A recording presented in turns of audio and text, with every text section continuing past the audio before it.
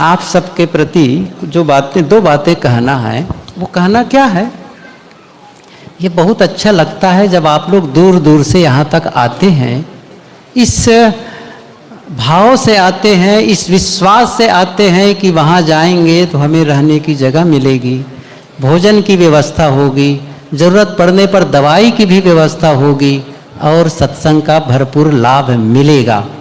ये विश्वास ना जो आप लोगों का है, यही विश्वास इस संस्थान को और कुछ करने के लिए प्रेरित करता है, प्रेरित करता है। और इसके लिए, इस पूरी व्यवस्था को बनाए रखने के लिए हमारे संस्थान के संतजन और कुछ भक्तजन मिल करके इस पूरी व्यवस्था को यह रूप देते हैं कि जिससे आगंतुक आएं और उन्हें एक सामान्य सा समुचित व्यवस्था हो सके। संस्थान के संतजन इस काम को करने में महीना पहले से लगे हैं, शुरुआत की है, देख रहे हैं ना, महीना से पहले लगे हैं। और ये काम जब सत्संग पूरा होगा उसके 10 दिन बाद 15 दिन तक के भी इसको समेटने में, साफ सफाई में लगेगा। कितनी बार मैं कहता हूँ जब आप आते हैं, देखिए बहुत से लोग आते हैं यहाँ पर, उनके लिए निश्चित रूप से वह व्यवस्था नहीं हो पाती है जो व्यवस्था वो घर में उनकी होती है। कितने लोग आप देखे होंगे, न तो उनके लिए कोई पैरा दिया गया, न प्लास्टिक दी गई, न कोई बिछावन, स्वयं अपना कुछ बिछाने को लाए और ये भी शिकायत नहीं करते हमको कुछ नहीं मिला।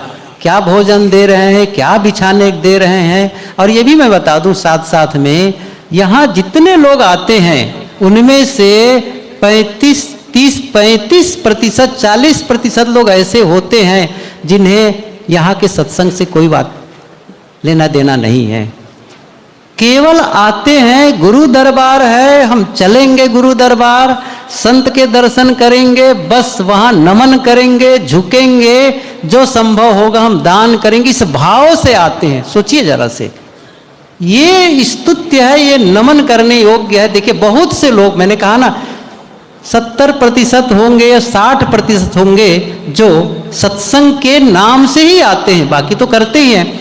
आप लोगों को पता है जितने लोग यहाँ बैठे रहते हैं, इससे ज़्यादा नहीं तो आधा से ज़्यादा लोग बाहर रहते हैं। क्या हम आप आते हैं सुनने के लिए? कोई, आप करो सत्संग, बस हमको तो दर्शन चाहिए, हमें तो प्रेम चाहिए, आपका आशीर्वाद चाहिए, ये भरोसा से आते हैं। सोचिए, और कोई कंप्लेन नहीं उनके मन में। और हम में से कई लोग होंगे, अच्छी सुविधा होगी तो भी मन में कंप्लेन चलता होगा, ऐसा होना चाहिए, वैसा होना चाहिए, ये होना चाहिए। इसी को ख़त्म करने के लिए सत्संग है, वही जो मन में चल रहा है ना, उसी को ख़त्म करना है। क्या करना है? स्वीकार भाव, जो मिला धन्यवाद। तो आप सबके द्वारा जो ये मिल रहा है, और ये जो संस्थान में जो संतजन करते, मैंने कितनी बार कहा, आप आते हैं तो आपके लिए बैठने की व्यवस्था, पानी की व्यवस्था, भोजन की व्यवस्था, बिछौना की व्यवस्था जो संतजन करते हैं, उनके प्रति ये पूरा परिवार, आप और हम सभी मिल करके जो उसका उपयोग कर रहे हैं, उनके प्रति बहुत बहुत धन्यवाद ज्ञापित करते हैं, आभार व्यक्त करते हैं। और आप लोग निश्चित रूप से जो इस प्रकार से सहयोग, जो व्यवस्था दी है, या इसको हम नमन करते हैं। और इसके जैसे किचन की ओर सुबह से चले जाते हैं, हमारे बहुत ही सीनियर संत लोग चले जाते हैं, पूज्य साहब लोग चले जाते हैं, कमांड संभालते हैं, भक्त लोग आते हैं बाहर से, और भी माताएं जा कर के आलू छिलने में, पूड़ी बेलने में, देखो साधिकाएं आई हुई हैं, इतना काम करती हैं साधिकाएं। मैं उन साधिकाओं को भी नमन करता हूँ। जैसे हमारे संतजन लगे रहते हैं पूरी निष्ठा से, वे लोग भी हर चीज को मानती हैं कि हमारा काम, हमारा आश्रम, हमारा गुरु दरबार, मुझे वही करना है जो मैं अपने यहाँ करती हूँ, या हम सभी वही करते हैं। तो उन साधिकाओं के प्रति भी बहुत बहुत धन्यवाद, आभार व्यक्त करते हैं हम सभी। और हमारे एक डॉक्टर साहब हैं वहाँ, मारू जी, दिलीप मारू जी, वो आते हैं गुजरात से, और सुबह से शाम तक खाते ही नहीं है, सही कहो तो एक बार खाते हैं 24 घंटे, वो गजब। सुबह से शाम तक वो दवाइयाँ देते रह जाते हैं, बिना चुपचाप आएंगे, चेक करेंगे, देंगे। कितने उनके लिए दिल से धन्यवाद का भाव जगता है। ऐसे ही बहुत निष्ठावान, नाम लिखने वालों को देखो, पुस्तक बेचने वाले बेचारा तो वही जाने। सुबह से शाम तक बैठे रहते हैं पहले से, उनके लिए कोई ड्यूटी परिवर्तन नहीं। सुबह भंडारी शाम को नहीं, शाम को भंडारी सुबह नहीं। पुस्तक वाले सुबह कौन वही, दोपहर कौन वही, शाम को कौन वही, होता है ना। नाम लिखने वालों को वही, आसन देने वालों को वही, सब कुछ। कुछ लोग हैं जो लगातार ड्यूटी करते रहते हैं अनवरत रूप से। उन सबके प्रति दिल से हम सभी धन्यवाद देते हैं, आभार व्यक्त करते हैं। और एक और जी हैं अशोक जी, मारूष जी के साथ में जबलपुर से, वे भी उनके लिए भरपूर सहयोग दे रहे हैं। उन सबके प्रति भी धन्यवाद। और हमारे जो माइक मास्टर हैं ना साथी लोग, हाँ बताओ, ये हमारे ये जितने टीम हैं माइक ऑपरेट करने वाले, देखो कितने लोग आए हैं। उधर मध्य प्रदेश नरसिंहपुर तरफ से भाई लोग करते हैं, भजन गायक लोग आते हैं हर बार। गुरशरण जी को बहुत बहुत धन्यवाद। उनके बिना तो अब लगेगा, जब नहीं आएंगे का साल ना, हम लोग बहुत कहेंगे कहाँ चला गया, कहाँ चला, कमी लगेगी कि नहीं लगेगी।